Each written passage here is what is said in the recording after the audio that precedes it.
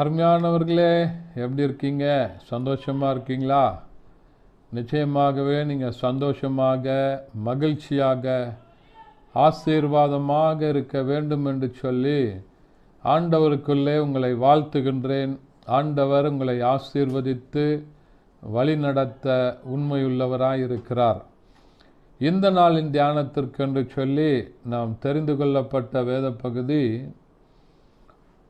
உபாகமம் எழுதின புத்தகம், அதில் 7வது அதிகாரம், அதனுடைய 15வது வசனம் இப்படியா சொல்லுகிறது: கர்த்தர் சகல நோய்களையும் உன்னை விட்டு விலக்குவார்.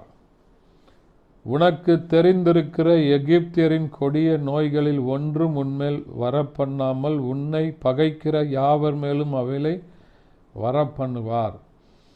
கர்த்தர் சகல நோய்களையும் உன்னை விட்டு விலக்கி போடுவார் என்று சொல்லி வேதத்தில் ஆண்டவர் இஸ்ரவேல் ஜனங்களுக்கென்று சொல்லி கொடுத்திருக்கிற அருமையான வாக்கு தத்தங்களில் இதுவும் ஒன்று.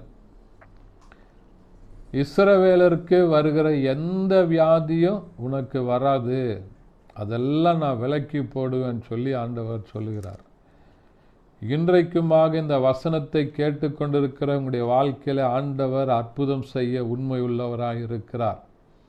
உலகத்தில் இருக்கிற எல்லா வைத்தியர்களுக்கும், எல்லா மருந்து மாத்திரை, எல்லா மருத்துவ கருவிகளுக்கும் மேலானவர் ஆண்டவராகிய இயேசு கிறிஸ்து.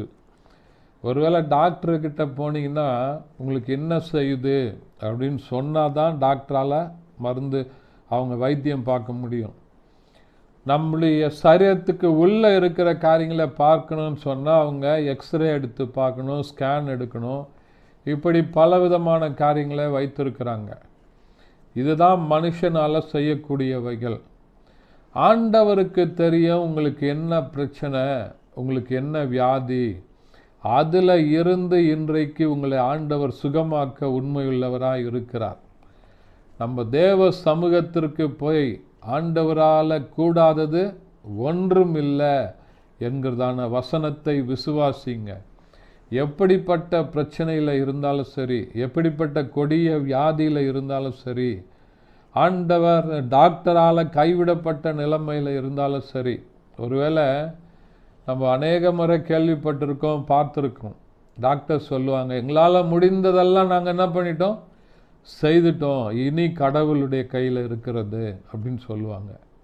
கடைசியாக தி லாஸ்ட் சாய்ஸு கடவுள் அப்படின்னு இந்த உலகத்தில் இருக்குது. ஆனால் நீங்கள் ஆண்டவருடைய சமூகத்திற்கு நேராக போய், ஆண்டவரே உம்மால் கூடாதது ஒன்றும் இல்லைப்பா, உங்களால் முடியாதது ஒன்றும் இல்லை என்று சொல்லி எதெல்லாம் குறித்து நீங்கள் கலங்கிக்கிட்டு இருக்கிறீங்களோ, வேதனையோடு இருக்கிறீங்களோ, இதில் எனக்கு சுகம் வேண்டும், பல ஆண்டுகளாக நான் ஜெபித்துட்டு இருக்கிறேன், ஆண்டவர் சுகம் இன்னும் வரல அப்படின்னு சொல்லி விசுவாசிக்கிறீங்களா?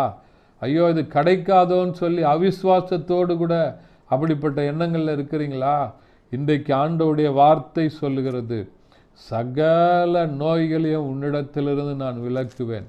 இஸ்ரவேல் மக்களுக்கு, ஆண்டவருடைய பிள்ளைகளுக்கு என்று சொல்லி ஆண்டவர் கொடுத்திருக்கிற ஆசீர்வாதத்தை நீங்கள் சுதந்தரித்து கொள்ளுங்க. இந்த வசனங்களை பிடித்து, ஆண்டவரே நீங்கள் எங்களுக்குன்னு சொல்லி, உங்களுடைய பிள்ளைகளுக்கு என்று சொல்லி இந்த இப்படிப்பட்ட ஆசீர்வாதத்தை தந்திருக்கீங்க, என் வாழ்க்கையில் தாங்க, என் குடும்பத்தில் தாங்க, மனைவிக்கு பிள்ளைகளுக்கு தாங்க அப்படின்னு சொல்லி கேட்கும்போது உங்களுக்கு ஆண்டவர் பரிபூர்ணமான சுகத்தை கொடுத்து உங்களை ஆசீர்வதிக்க அவர் உண்மையுள்ளவராக இருக்கிறார். ஜெபிக்கலாமா?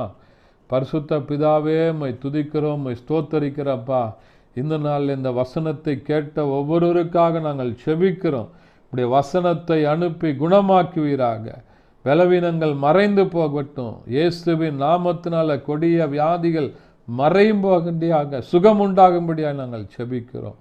அற்புதங்களை செய்யுங்க இயேசுவின் நாமத்தில் பிதாவே, amen. Thank you. God bless you.